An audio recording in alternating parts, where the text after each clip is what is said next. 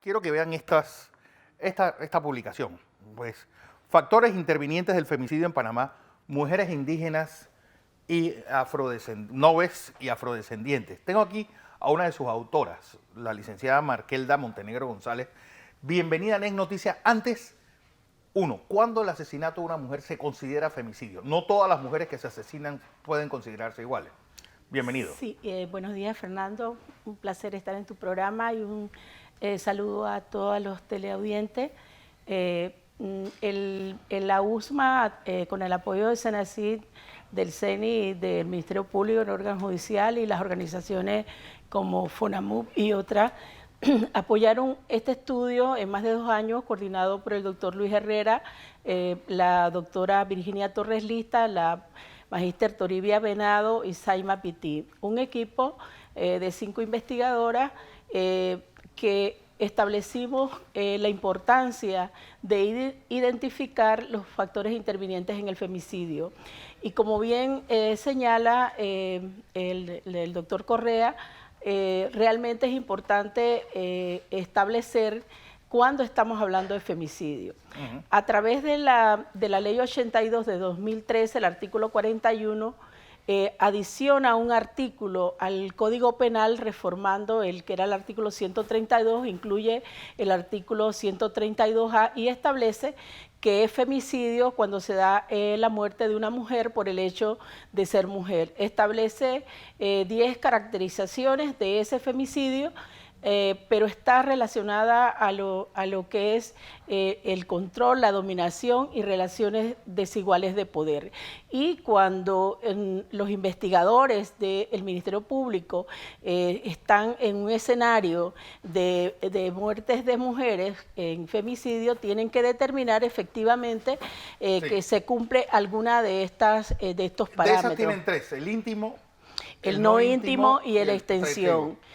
Como su propia tipología lo establece, cuando hablamos de un homicidio, un femicidio íntimo, estamos hablando de que se produce en manos de su pareja o expareja o un familiar cercano. No íntimo, pues sencillamente no existe una relación directa con la víctima. Y los femicidios por extensión son aquellos que tienen que ver cuando la mujer está en la línea de fuego en situaciones de violencia social, pandillerismo, crimen organizado. Veo que del 2014 al 2018, 151 femicidios. 115. 115, perdón. 115. Y lo extraño, o lo que a mí más me sorprende, es que a pesar de la mala prensa, que sobre todo ahora tiene la comarca Noble, 6 de ellos han sido en la comarca. Es decir, en 4 años ha habido 6 asesinatos catalogados. Femicidios, 3 femicidios. Pero 51 en la etnia afroantillana. Ustedes, incluso este es el único estudio que tiene una división por rasgos raciales de las víctimas. Y han sido 51 en la etnia mujeres afrodescendiente. Sí, creo que este es uno de los aportes que hace esta investigación, porque marca una línea base para futuras investigaciones, pero sobre todo para hacer políticas públicas. Claro. Nosotros desconocíamos realmente en la población afrodescendiente cuántas mujeres, porque la data y las estadísticas que lleva el Ministerio Público e incluso lo que es el propio órgano judicial y otras instituciones, la data no registra esos casos. Incluso es un estudio de más de 2 años que ha costado un poco identificar a las víctimas, porque a veces tanto del sistema penal adquisitivo mixto y lo que es el sistema penal acusatorio, las carpetillas pues no se registran muchos datos. A veces es a través de la medicatura forense y otras situaciones, pero sí se hizo un trabajo comparativo y de investigación, no solamente con los expedientes del Ministerio Público, sino también del órgano judicial, los archivos judiciales y todo también lo que los medios van aportando. ¿Hay alguna característica en particular para que la comunidad afrodescendiente sea la que más femicidios tiene? Lo que pasa es que hay una situación cultural que está en las raíces de todo lo que es los temas de violencia hacia la mujer, que es el tema de subordinación, de discriminación, de desvalorizar a las mujeres en todas. Pero en el caso de las mujeres afrodescendientes, históricamente se les ha considerado un objeto sexual y está ligado mucho al tema de la historia de lo que es los pueblos afrodescendientes. Pero eso, por ejemplo, se veía en los años 60, 70, por lo menos recuerdo de niño, en el área de los Azueros, Herrera y Los Santos sobre todo. No se da ya. No, lo que pasa es que la discriminación, o sea, la discriminación no tiene territorio, no tiene yo estoy eso. hablando de los casos de lo que hoy catalogamos como femicidio, eso de que eres mía y por eso pues, te mato. Sí, lo que pasa es que en las provincias de Los Santos y Herrera han sido las que menos casos de femicidios tienen. Sí, históricamente, antes que eran homicidios agravados, las provincias donde más femicidios existen es a nivel de Panamá, a nivel de Colón, a nivel de Panamá Oeste y Chiriquí. Son las provincias que en el estudio marcan con las mayores incidencias de femicidio. ¿Por qué en la cultura guna no veo que...? No, en el estudio nosotros tomamos la población indígena porque es la más numerosa del país.